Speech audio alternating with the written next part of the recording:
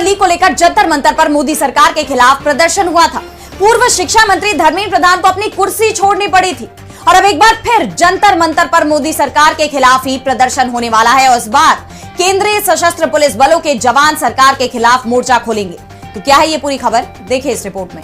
हाल ही में दिल्ली में छात्रों ने नीट पेपर लीक के मुद्दे पर जोरदार प्रदर्शन किया था। इसके बाद पूरे देश में एक के बाद एक कई आंदोलन हो चुके हैं, जिसको लेकर मोदी सरकार पहले ही घिरी हुई है और अब सरकार की मुश्किलें दुगनी होने वाली है। केंद्रीय सशस्त्र पुलिस बलों यानी सीएपीएफ के रिटायर्ड जवानों और कर्मचारियों ने दिल्ली के जंतर मंतर पर प्रदर्शन और भूख हड़ताल करने का ऐलान किया है। जानकारी के मुताबिक ये प्रदर्शन सीआरपीएफ और सीआईएसएफ सहित तमाम केंद्रीय बलों को लेकर हाल ही में लागू हुए केंद्रीय सशस्त्र पुलिस बल सामान्य प्रशासन अधिनियम 2026 के खिलाफ है। रिटायर्ड जवान और कर्मचारी 12 दिसंबर से जंतर मंतर पर अनशन पर बैठे हैं। एसोसिएशन के सचिव रणबीर सिंह ने आरोप लगाया कि सरकार उनकी मांगों को लंबे समय से नजरअंदाज कर रही है। ऐसे में हमारे पास विरोध के अलावा दूसरा कोई रास्ता नहीं बचा है। उन्होंने कहा कि हम पुरानी पेंशन स्कीम यानी ओपीएस की व्यवस्था को फिर से लागू करने की मांग भी कर रहे हैं। रणबीर सिंह ने आगे बताया कि एसोसिएशन ने गृह मंत्री अमित शाह को चिट्ठी लिखकर इन कानूनों को तुरंत रद्द करने की मांग की थी, लेकिन सरकार की तरफ से अब तक कोई जवाब नहीं मिला।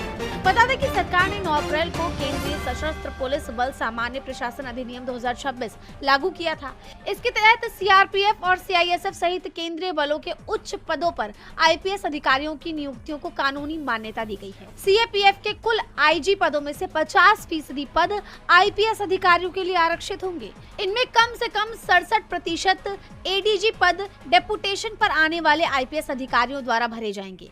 सीएपीएफ के सभी सोशल डीजी और डीजी पद पूरी तरह आईपीएस अधिकारियों के लिए आरक्षित होंगे। ग्रुप ए सीएपीएफ अधिकारियों के लिए डीआईजी पदों पर जो 50% की सीमा थी उसे भी हटा दिया गया है। जवानों ने सरकार को 12 दिसंबर तक का समय दिया है। अगर सरकार जवानों की मांग नहीं मानती तो देश